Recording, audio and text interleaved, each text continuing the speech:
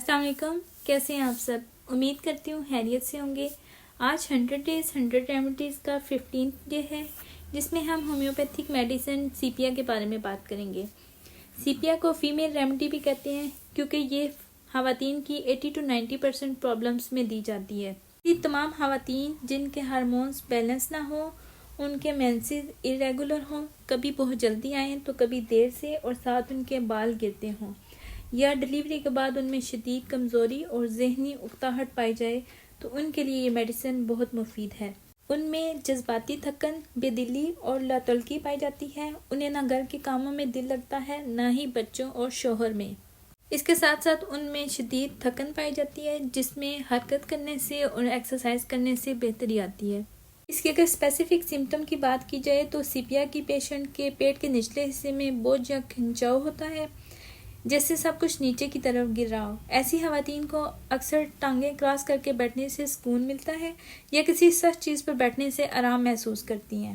خواتین میں مینسز یا تو بہت کم ہوتے ہیں یا پھر بالکل رک جاتے ہیں، اور مینسز سے پہلے انہیں سر درد ہوتا ہے۔ اس کے ساتھ ساتھ لیکوریا میں بھی یہ میڈیسن مفید ہے۔ ہارمونز کی خرابیوں کی وجہ سے چہرے پہ چھائیاں ہوتی ہیں، چہرے کا رنگ زرد ہوتا ہے، حمل کے دوران متلی کے ساتھ چڑچڑا پن پایا جاتا ہے، اور صبح کے وقت متلی ہوتی ہے۔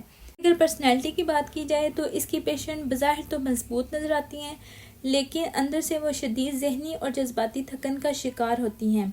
ان میں اپنوں سے بے دلی پائی جاتی ہے، خاص طور پر شوہر، بچوں یا قریبی رشتہ داروں سے۔ ایسی خواتین اکیلا رہنے کی خواہش کرتی ہیں، بات چیت کرنے سے گریز کرتی ہیں۔ ان میں چڑچڑا پن پایا جاتا ہے، خاص طور پر ہارمونز کی خرابیوں کی وجہ سے۔ ہمدردی کو ناپسند کرتی ہیں، ان میں اداسی پائی جاتی ہے، اور انہیں خوشی محسوس نہیں ہوتی، سب کچھ انہیں بوجھ محسوس ہوتا ہے۔ غصہ کم لیکن بیزاری زیادہ ہوتی ہے۔ ایسے لوگ روتے نہیں ہیں، بس اندر ہی اندر ٹوٹتے رہتے ہیں۔ یہ لوگ ہنسنا بھول جاتے ہیں، مسکرانا ان کے لیے مشکل ہو جاتا ہے، اور خوشی کی بات بھی انہیں بے اثر لگتی ہے۔ اگر کوئی خاتون یا مرد خود کو جذباتی طور پر خالی، ہر چیز سے بے نیاز اور مسلسل تھکا ہوا محسوس کرے تو سیپیا میڈیسن اس کے لیے بہت مفید ہے۔ اس کی اگر موڈیلٹیز کی بات کی جائے تو اس کی علامات چلنے پھرنے سے، ایکسرسائز سے، مصروف رہنے اور تازہ ہوا سے بہتر ہوتی ہیں، جبکہ کھڑے رہنے سے، جذباتی دباؤ سے، حمل، زچگی اور مینوپاز کے دوران، اور ہارمونز کی خرابیوں کی وجہ سے علامات میں بگاڑ پیدا ہوتا ہے۔ اس کے علاوہ مینسز سے پہلے اور مینسز کے دوران اس کی علامات میں اضافہ ہوتا ہے، اور دوپہر یا شام کے بعد اس کی تکالیف بڑھتی ہیں۔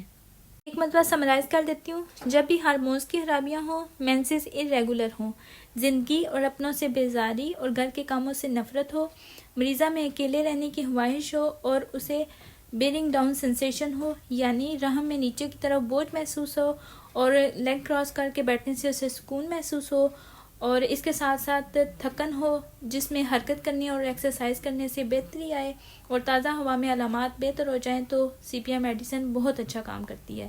امید کرتی ہوں آپ کو سمجھ آ گئی ہوگی۔ دعاؤں میں یاد رکھیے گا۔ اللہ حافظ۔